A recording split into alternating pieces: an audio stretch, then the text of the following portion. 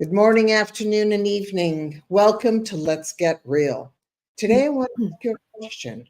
What's stopping you from getting what you want?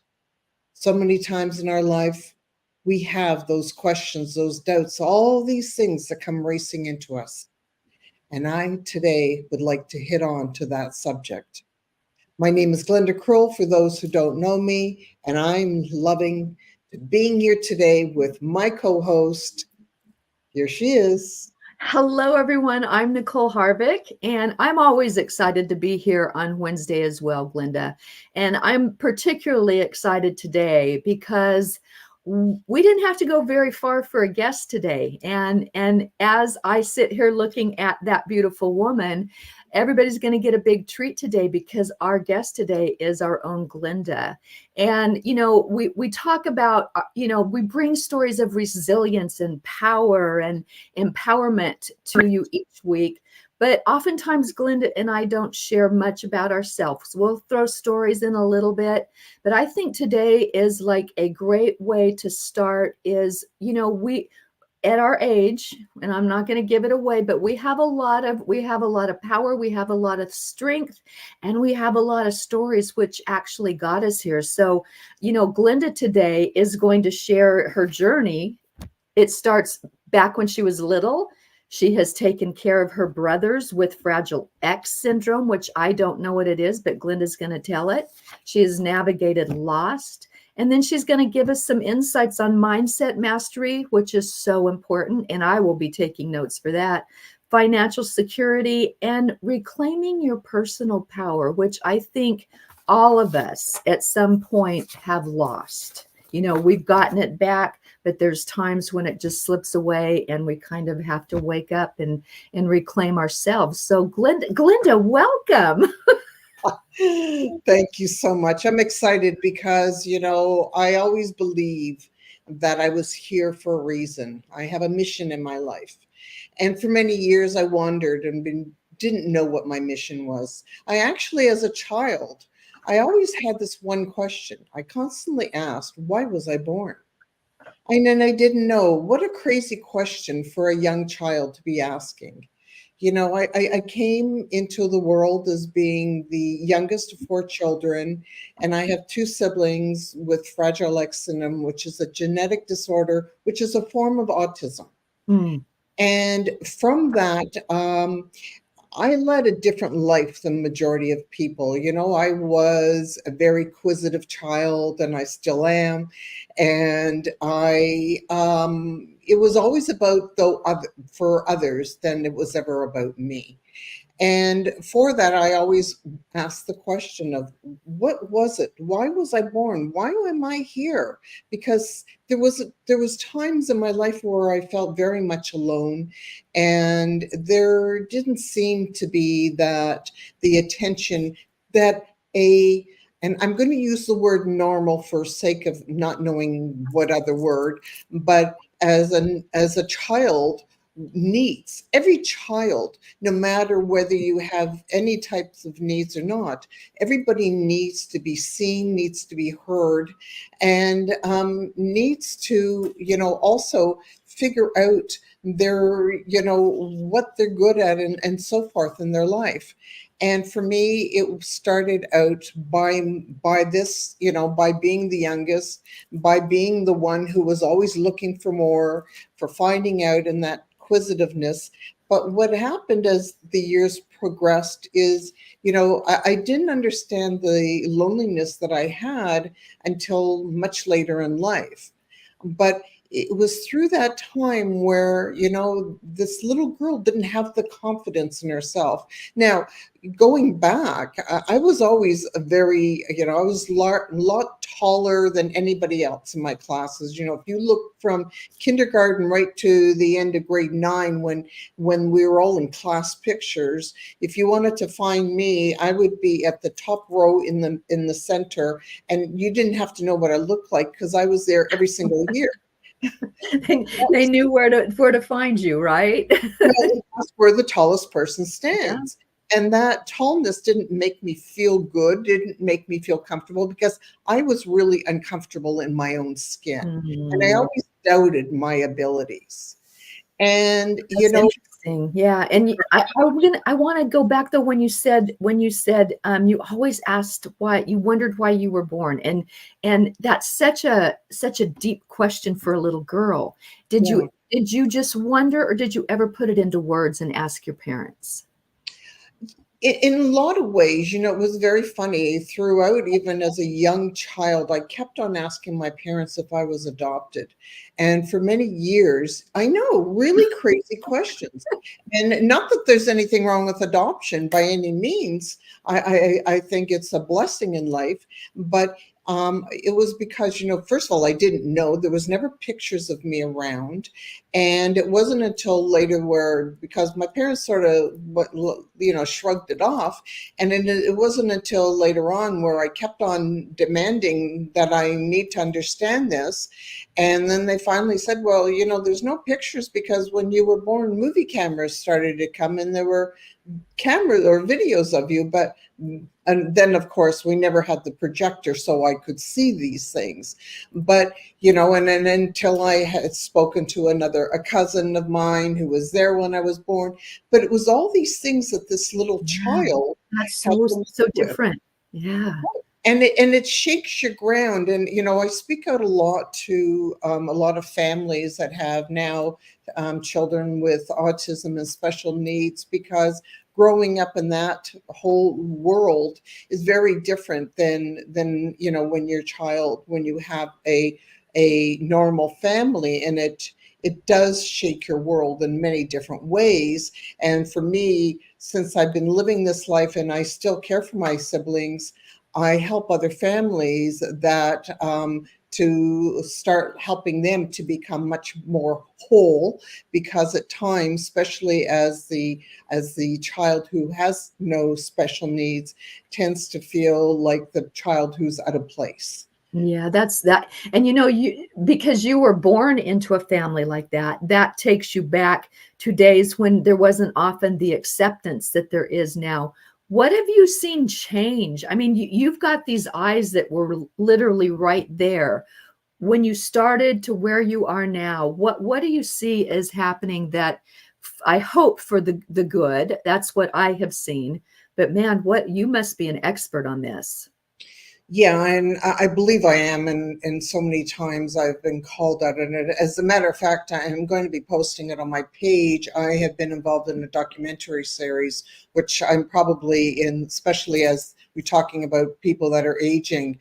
I'm in every single of the series that's coming up, because there's not a lot of people that have gone through the years that I have. And in the early years when I was a child, I saw the horrendousness of people, the evil, the ugly, and it used to really turn my stomach. I used to, as even a little girl, we'd go into restaurants and people would look at my family, and I would just turn at them and I would go, "What are you looking at?" And this would be this little girl that would be lashing out, because you could feel the stares, Right. and the people that would make fun of my brothers and things like that, that really hit my heart. And because of all that, though, I'm grateful, because I have more understanding and compassion for people than the average person, because of living through this. So for every bad there are goods, and I'm grateful for my upbringing. And I also know that through this, I have seen now a turn where the world is being hit with it more. There's more children that are being born nowadays with autism, and there's more struggles that are happening. And what is happening in the world, we've got, in some respects, there's a lot more, never mind just understanding, but there's a lot of professionals out there now, where when I was a child, there was no professionals. Really, at that point in time, it was a very long road of people that would be there, of extra support systems Yeah. for my family.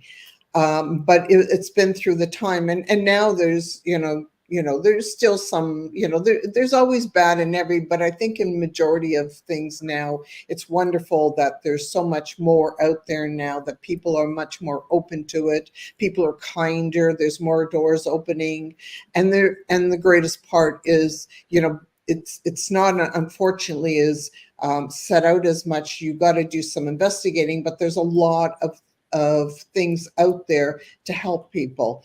And for that, I'm grateful for, because along my journey, I had to figure things out by myself because I didn't have that. So it's been a road, but it's Oh, been a yeah. great road. And I know that back then when they were born, there were a lot of children like them that were just institutionalized, and parents walked away at times. How did your family come together to decide that these are our children? We are not going to do that.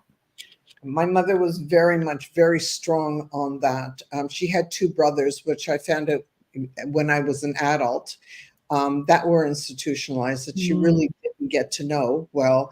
And her parents had done that, put them into an institution and never to be seen or heard of afterwards. And my mother, and my father, but especially my mother, was very advocate of the fact that, this is our family, and no matter what, they were going to be an active part in our family. And we came to, that was just the understanding, the way it was. But it didn't mean that things were easy, and it didn't mean that there weren't a lot of pressures and extra stress on it. It was just meaning, and it was actually that, because of that, that I had a lot of problems later on with my mother. And I always hit heads together, because I had a very different vision for my brothers too, because I felt that they didn't have a full enough life in some respects. So I kind of pushed my visions and what I thought onto her, and she had a different thing, because of, she characterized, like, what I was looking at was group homes, and thinking that they would live a life where there'd be support, there would be more community and things like that, and there would still be family. And in her eyes, it was still always an institution. And it Mm. wasn't until her death that I ended up doing what I felt was the best. And today, 15 years later, my brothers are still living and living a good life. And because they are in a group home where they're around and they have support 24/7, and all of these things. But it was my journey of having to find all of this, which was the hardest part. But before we even transition up to that, I just want to, what we do is we get to points through our lives, and because of how I grew up, I had a lot of my own insecurities, because I didn't feel in a lot of ways that, like I said, that I was seen and I was heard, and I never felt that I was good enough. Mm. This didn't happen because of how I grew up. Like, how many people out there, if you're listening to me, I want you to give me a little bit of love as you're listening to this, and I want you to start thinking down into your own life and in your own heart. There's things that happen in our lives when we're children. Maybe your parents didn't give you the attention that you seeked or that you wanted, and listen, times are difficult, and even the best of times in our lives. And like, my parents ran a business, and there were 4 kids, and back in my days, we didn't have, my family was a working family. We didn't have help in the house, and there was a lot of issues of all that. And my mom didn't live a great life, because she always wanted to put money away for the boys. And it was, and I didn't really quite understand a lot of it, but we did have things that were treasured in our family. Like, each summer we had a cottage that we went to, and those summers were treasures in my life, and to all of us. And that everybody that lived up there during the summer times, there were magical times.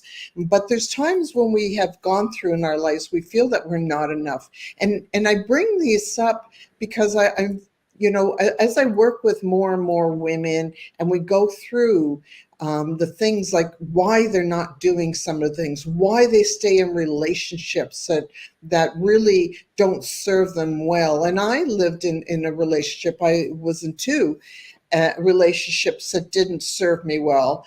But yet, the first one I stayed in longer than I should have. I'm grateful because if it wasn't for that, I wouldn't have my two, phenomenal kids. Exactly. And So, when you look back and you do realize that came from it, you're like, okay, I can go on. I've got my kids. but during the time when you're in it, or when I went in, like I went in for the wrong reasons. And, we don't ask a lot of those important questions. I was, 23 years old. I didn't ask these important questions of, what people's virtues were, what did they expect out of life? What were their workings like, are you a worker? And it makes a difference. Are you a dreamer? Are you a go-getter? All these type of things of really knowing. And how do you know, like at 23 years old, 23. right? When you look back, your brain's not even connected till 25. So But yeah, I understand what you're saying. We think they tell us we're adults, but are we really? I mean, there's so much to learn at that age. And it's true. I grew up a lot faster than the average person because of my situation.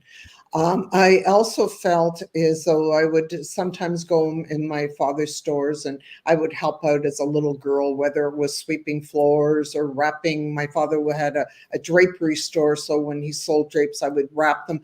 Whatever things a smaller child can do.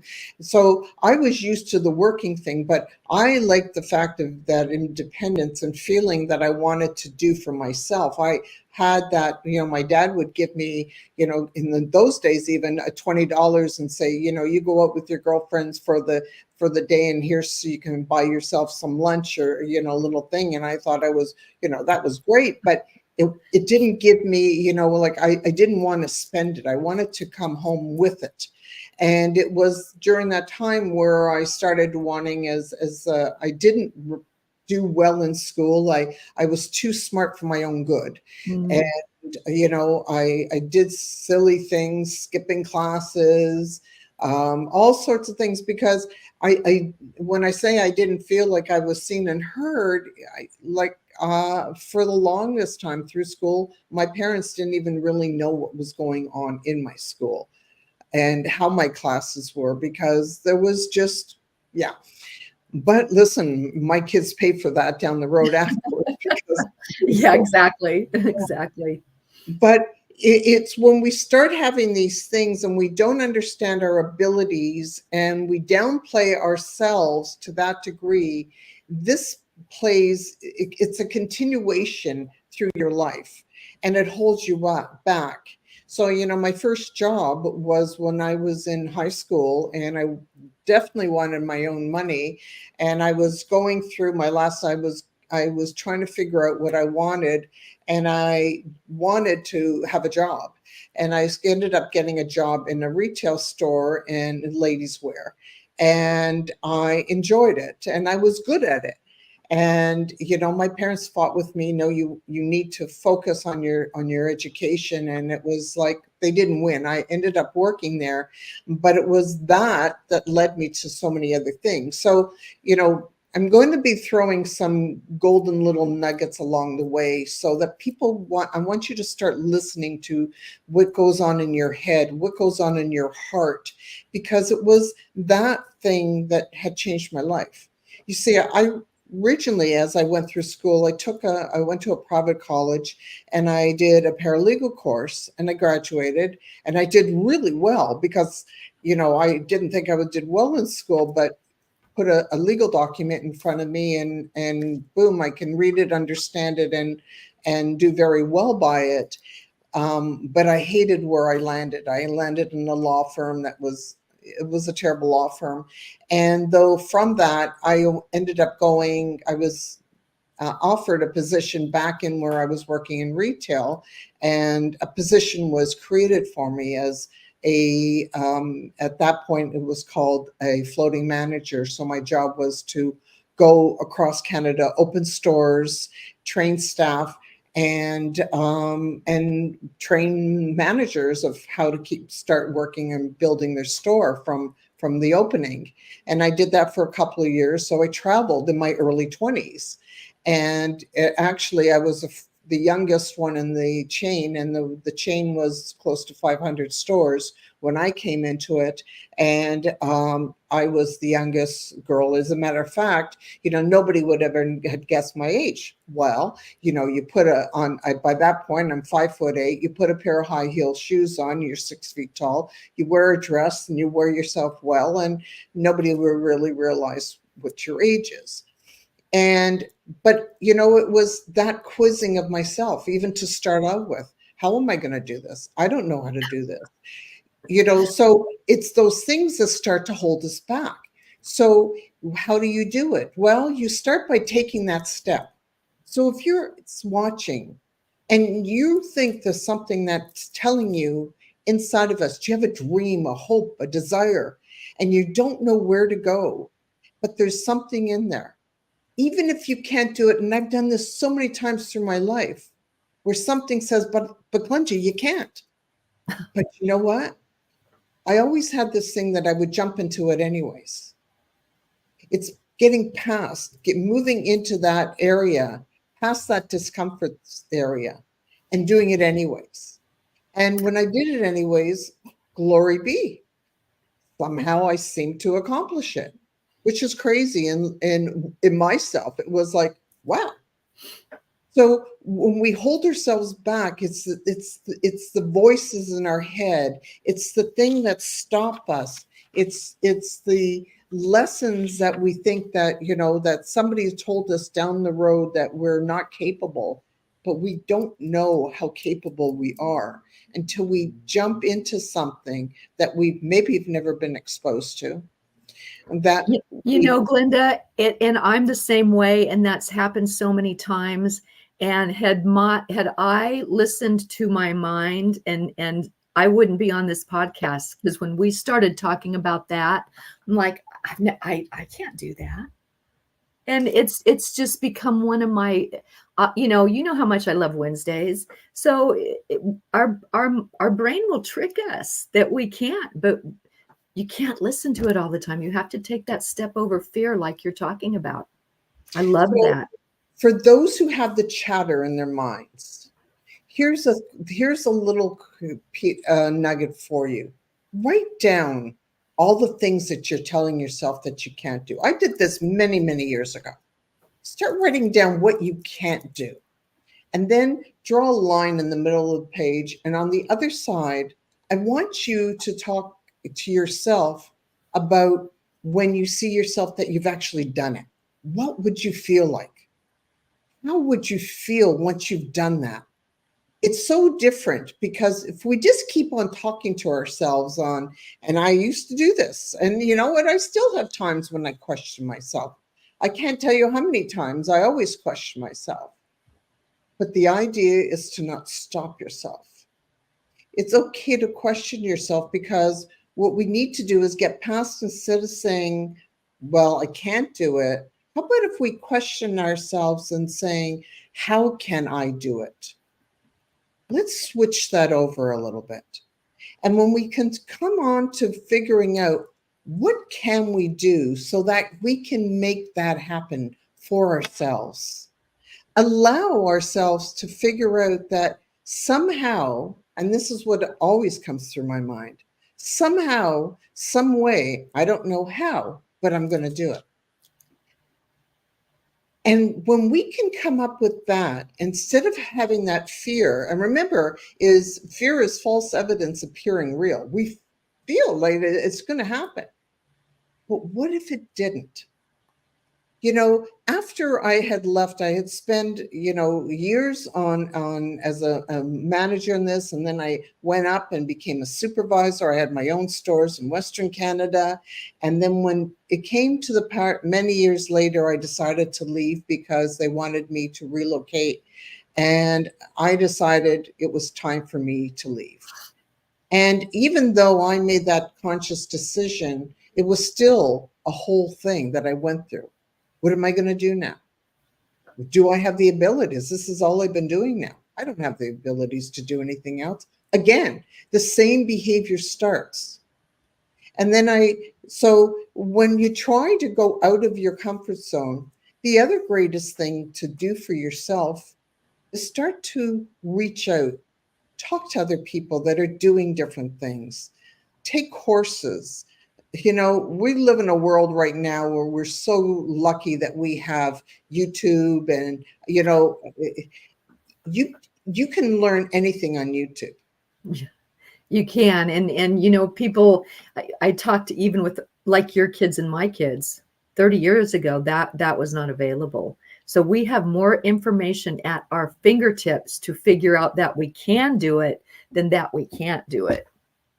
And it's true, no matter what you are. So if you want to learn a new skill because you want to start changing your life and building yourself, you can learn it. You can take courses. You can find influencers out there that are doing it. You can watch all sorts of videos on YouTube. There's Facebook groups. There's so much different areas out there for whatever you're looking to do. And even if you're looking that you don't have the confidence in yourself in doing it, there's courses. I teach that as well. Nicole teaches, on the side of the healing journey of that. She also teaches all of this, and to build yourself up. And the more that we do with ourselves, the better we become. We build our confidence. It's who you're showing up to be. And, so when I said to you earlier on that, it was this starting out in a young woman who had no experience, but I showed up. I was, I always knew how to dress for my size, for myself, for my shape. And, I would show up being well-dressed, high heel shoes, suits that I would just be rocking it. And even though that inside I was shaking, but by standing there, nobody would ever know it. They would look at me and thought that I had the world on the string, that, this was a woman who had it all, who had that confidence, but it really wasn't. It was something that came. And when we step through the fear and we start doing things, that's how we get the confidence. That's how we start to learn of what we're able to do. So many things. So from there, I went on and ended up getting a job with Shell Canada, one of Shell Oil, one of the biggest corporations. And I stayed there for 12 years to become an analyst in the real estate department. And I worked on all the properties in Ontario, which is quite a few properties, gas stations, and all the rest through. And I handled myself more than I could. When I took that job, though, the same questions. Yes, I had some legal background, but the same questions of, Glenda, what are you doing? How can you take a job? You're not prepared for all this. And I was shaking, but you know what? I said yes. I said yes anyways. And I figured I can ask questions because I'm always asking questions. And that's how you learn. Instead of stopping yourself, go do it. Because worst can happen is you fail. And I'm great at failing. But here's the thing. I'm great at falling, but I never stop. And I think that's really the secret sauce behind it. So as I stayed there, I did so many things, built myself up, and became very highly respected. But then came, was the time when that's where my children came in. And I decided to stay home and be a mom for 8 years. And I loved it. And I learned so much. And I was great at being home. But then during that time, I realized that I didn't have a good marriage. It was a marriage that I didn't know what the word to understand where it was of somebody to be narcissistic. I didn't understand those words. It wasn't that way. But the family was very narcissistic. And it was their way or the highway. And once I wasn't working and it wasn't my money anymore, the world started changing. Oh, I resonate with that, my girl. Right? Feeling that you're not Yep. enough now. You have no control over your life. All of a sudden, your words don't mean anything anymore. And I was miserable. And Yeah. started asking myself, do I deserve to be miserable? Is this going to be my life? And then what really got me is thinking to myself about how much of the lies that I was teaching my children Mm. of what a relationship should be. They're always watching. They're always watching, aren't they? So I probably told this story before, but as I was one day driving and my son was a little baby and he was in the back seat in a car seat, and I was driving into a parking lot trying to turn at into a space. This woman drives up and takes my parking spot, and he's in the back seat. I don't know. He's about a year and a half, maybe two. And, so you don't even think, you got the wheels on the bus playing and all the rest of the stuff, right?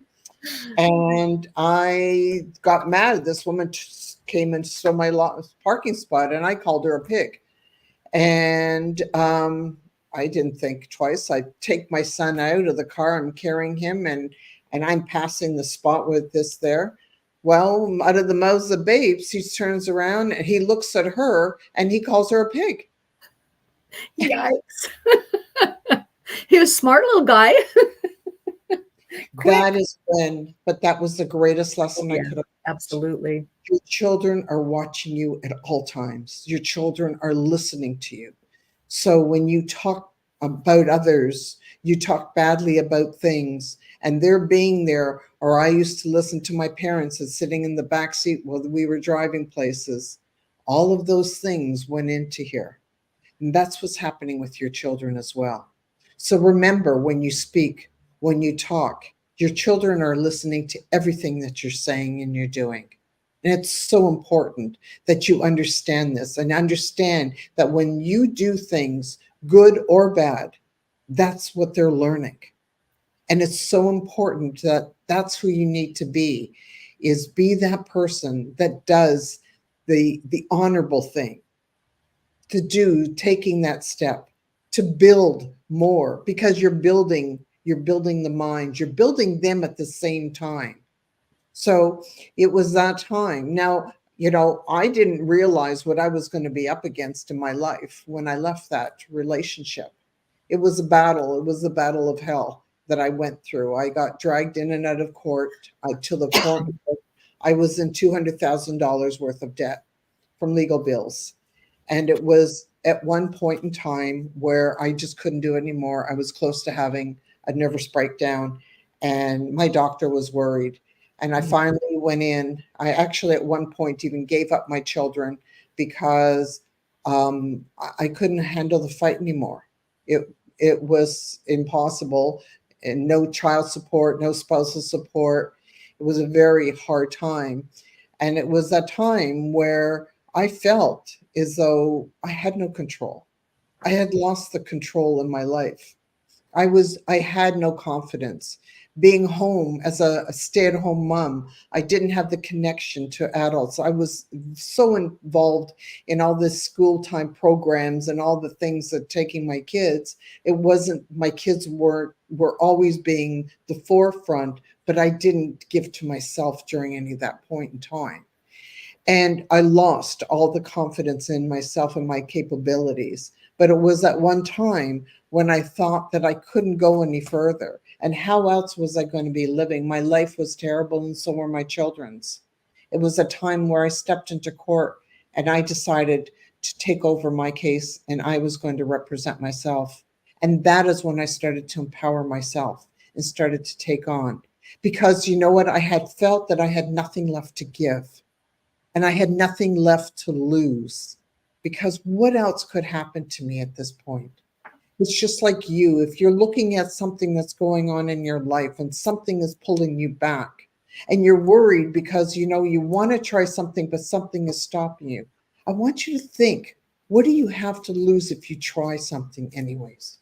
If something doesn't work out, well, are you worse off than what you were in the first place? Or what happens? What happens if it works? And it goes really well. And it goes well. And that's what happened to my life. It started to work. Things started to shift. that's when I decided that, you know what, somehow, like I always said, some way I'm going to make it through. And we got to learn that, you know, there's two sides in our lives. There's the dark side, and then there's the bright side. If we still continuously sit on to that dark side, we get nowhere. You have a choice in your life. You have the choice to either get up and smile or stay down and live in the poor woe is me. Now, that's never been mine. I've always had that gratitude. Why? Mainly because of my brothers. Their abilities to do what they've been able to do all the years always astonished me. They were my greatest teachers. But the ability that I always felt that I always had something to be grateful for. You know, 2 years ago, I had a very bad accident and I had been pushed, and that was from, you know, it was a very unfortunate situation. And I'm not going to go into detail about that, but I was left where I couldn't walk. And even though I had gone to the hospital and the doctors felt that it was going to take me a long time to get back onto my feet, if at all, or I was going to have an operation to be able to go, I walked out and said, or on my crutches, I left saying, I won't be walking again, no matter what. I will get myself up. It's who you need to be. I envisioned the time where I would be back out on my normal walks and going. And that's what I did. Now, we all have times, and we do have those times where sometimes it's really hard. But I want you to know there is nothing harder than giving up, because then your dream can't come true. Years ago, after my second relationship went, and I found out that the person didn't turn into being who I spent 14 years with, a lot of lies, a lot of deceit, a lot of broken heart. And I sat back and I well into the relationship. I have a full deep story of this, but I prepared my life as I was moving forward of what I was going to do. I restarted it before he found out that I had found what I had found. And the whole idea of when I ended up landing in a new place to live, no job, a little bit of money, and basically just a dream that I'm somehow, some way going to make it through. That's when I started on learning new skills. Now imagine at the age of 52, having to start all over again. Many women have this, but the problem is many women stay. But here's the thing: a lot of women or men stay in where they are because it's safe, even if it's not a safe relationship. I've talked to many women who are abused in a relationship because they have nowhere to go.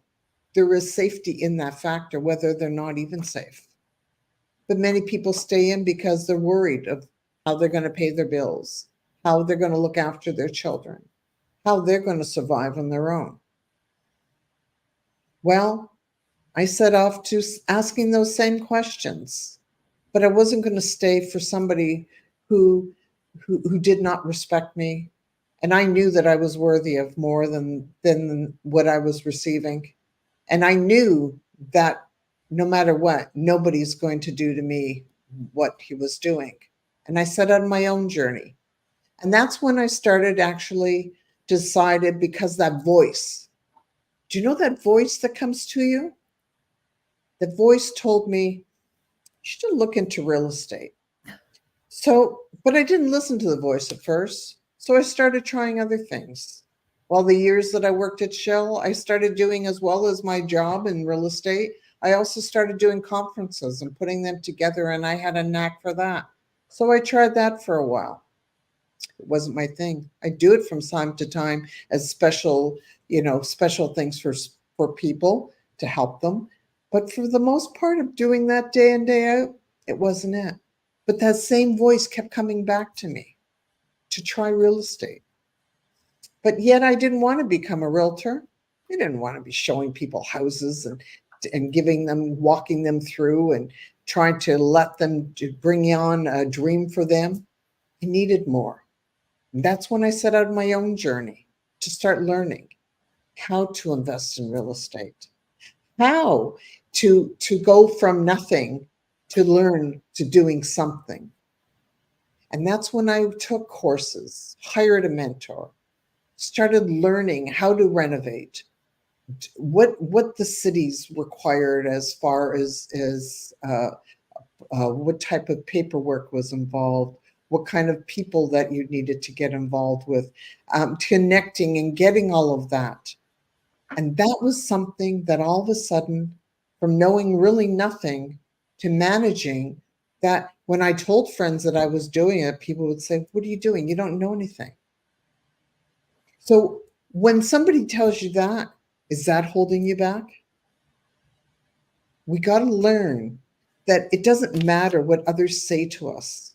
It doesn't matter whether they feel you're competent or incompetent of doing it.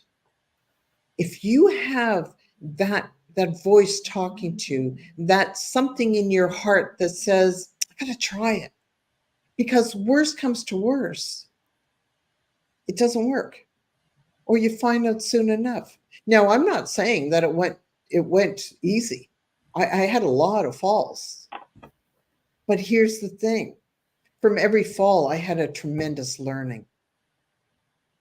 So no matter how many times something went wrong, I grew stronger. I grew wiser. I learned how.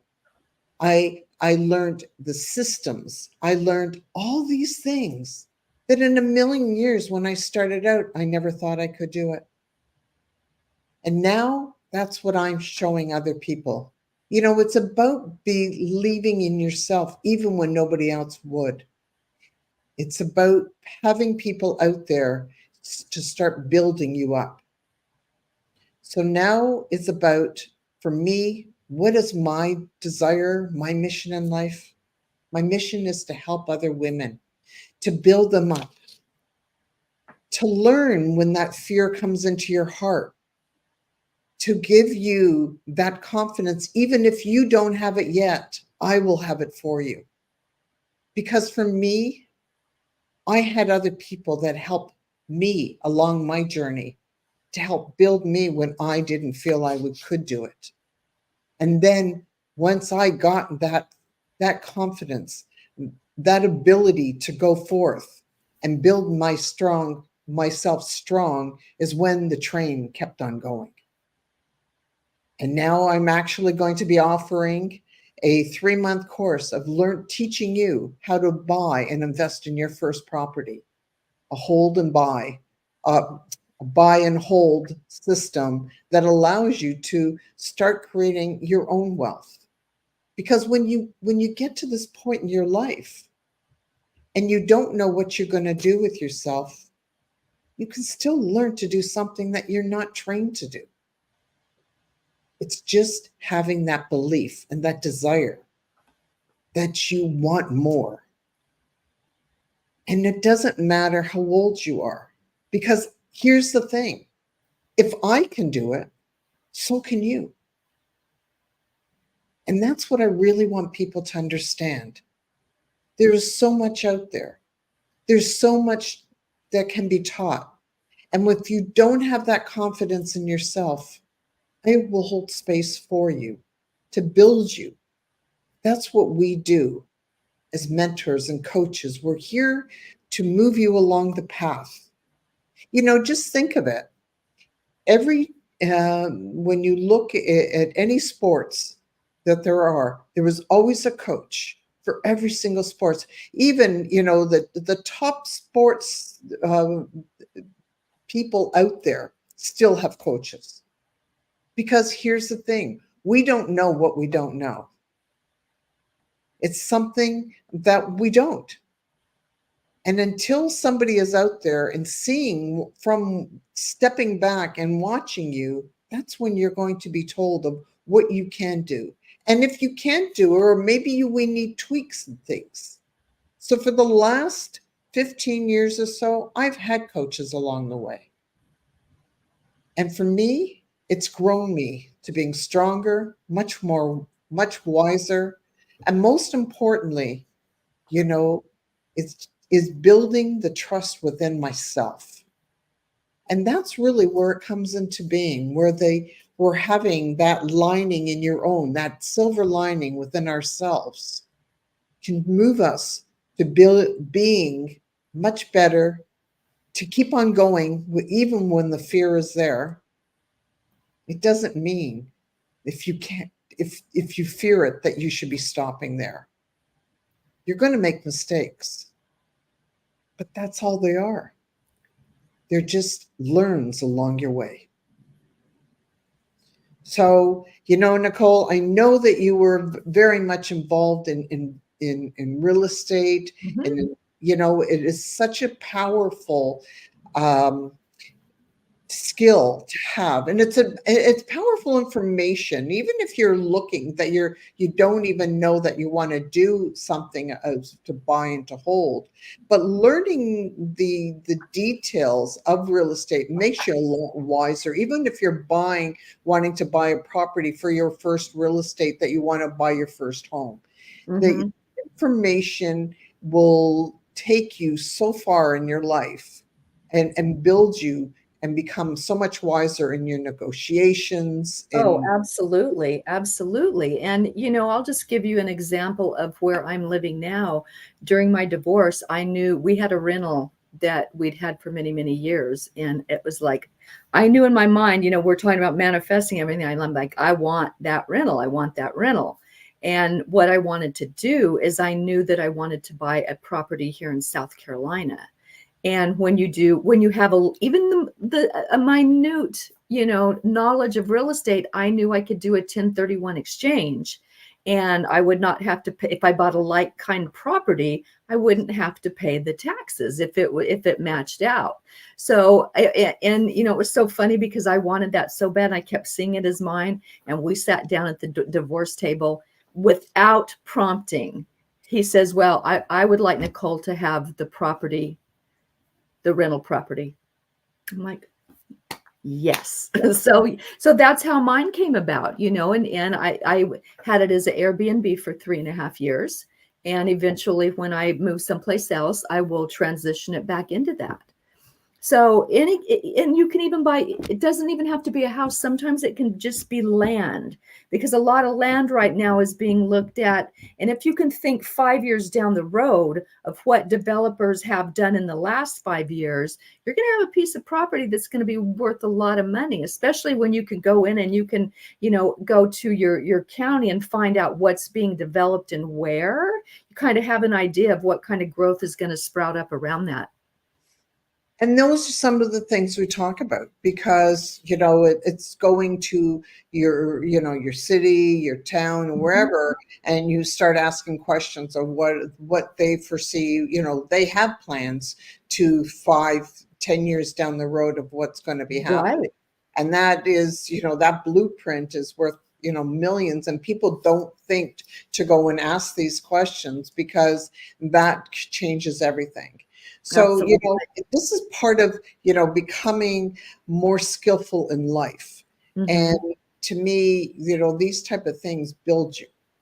Absolutely. Absolutely. And there's auctions too. Think about auctions. Unfortunately, with the economy right now, there's a lot of foreclosures, and it's very unfortunate. But there's auctions all the time that you can There's go to. so many different ways of getting Mhm. involved. And that will be during my 3-month program that I will be offering. But, it's just important, um, that what I really want to come across on this show today is, don't let that dream in you die. You can be so much more than what you are. And, instead of allowing, we sometimes you get to a point, and many women, my kids have been gone for many years now because they're much older. But, when children first leave the home, and you are now, nester, there's too many times where people sit back and go, okay, what am I going to do with myself? What am I going to do with my life? And, I want you to know that you still have time to learn and to grow and to get into finding out. And if nothing else, go out and start exploring things, join different groups and start listening and see what tweaks within you. Like there's something that you're going to feel, whether you want to go into real estate classes and start learning, whether you want to start taking tennis lessons and start playing. It doesn't matter what it is. Start painting. It's a matter of going out and exposing yourself to different things, because the more you expose, then you start, those messages start tweaking, and you start maybe having something that feels good that, then you can sort of say to yourself, geez, maybe that's something that I should go and look into in my life. Mm-hmm. It's never too late. It's not. And one of the things you'll find also is that you might really enjoy yourself. And meet people. There's one of the most important things out there is connecting with people, because through two people, you can meet somebody else who might be that person who's going to change your life. I've always had crazy things that have happened in my life, and I call them miracles. I've had many miracles bestowed upon me in my life, and I believe it's just being open to accepting when somebody comes out there. Absolutely. So put yourself out. Go out today, take a walk. So go in a different direction than you usually go. Do something different than you usually do. Take a course, go do go to a play, do something that's totally different than what you've ever done. And then sit back and look at yourself and say, did I enjoy it? And if you did, then I say, congratulations. You've just learned something new about yourself. But if you say no, then congratulations too, because you learned something that's not for you. Right. And what better thing that you can do for yourself? And I always say it's not failure, it's feedback. What do you like? What don't you like? It's just feedback. There's no shame at all. Learn who you are. And you know what? You are not the same person you were when you were in your 20s. I'm not the same person I was in my 30s or my 40s. Thank goodness. Yeah, right? Whew. We are constantly changing. We are constantly growing. And that's what keeps us young. So, as time is going on, keep allowing yourself, keep yourself open, that it's not about of finding that thing and just staying with it and not trying again. And if it doesn't go well, you say to yourself, see, it didn't work. No, say, okay, this wasn't it yet. Yeah. I love that. Yet is a very important word in that sentence. So as we wind up today, I thank you for listening to me. I am so grateful that I'm here, and I want to let you know that my mission is to let you know that you're worth it, that you are that special person. No matter whether you're 40, 50, 60, or 70, your life is a treasure. You are still worth to go out and build and do for yourself. It doesn't matter what it is. And don't let anybody steal your sunshine. Every day, that moment that you get out of bed is that special time for you. Nicole, would you like to give us a wrap up of what you are of today? Well, I love that we're talking about this, because both of us reinvented ourselves at a very late age, some would say. And my take on all of this was, and I remember thinking about this, and this is what got me into healing. This is what got me into reinvention, into forgiveness, into everything I'm involved in. And it's because I thought, I came out of a very bad divorce, very painful. I had to heal myself. And that's why I thought, my gosh, if I can do it, anyone can do it. I was older. I hadn't worked for a while. Well, I'd worked for like 2 years selling health insurance. Didn't like that. So there was my feedback. That's not what you need to be doing. And then just took that big leap of faith and dove into all the healing modalities. And, age, if you look at other cultures, age is very much honored and revered. If you think about it, we're almost one of the only cultures that puts age down or makes fun of it. And really, I look back when you talk about looking in your 20s, did I have fun? Oh gosh, absolutely. But did I know what I know now? Did I act like I know now? Did I know how to behave? No, not even close. So, if you're thinking that you're too old or that you're afraid, don't be, because I thought that for a brief moment, and I thought, no, this is my time. I'm going to do it. And here we are, Glenda, sitting here talking about it. So we are proof that it can happen for anyone. So if you're sitting back and anything that we spoke about today maybe has had a little bit of a twinkle in your eye, in your stomach, or wherever you're twinkling, I want you to really sit back and say to yourself, what can I do today that can be a little bit different, that will give me something that I can explore? And that's really where it all starts. So thank you today for joining us on Let's Get Real. It is about being real about who you are. And it is also very real that we need to constantly keep asking ourselves, who we are. What do we enjoy? What do we not enjoy?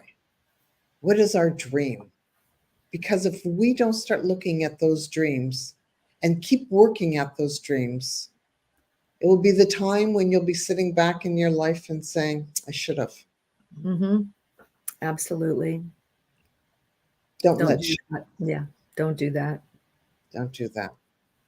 Thank you today for watching. And if anybody feels that they want to reach out, we're here to help you to move on your journey. Thank you.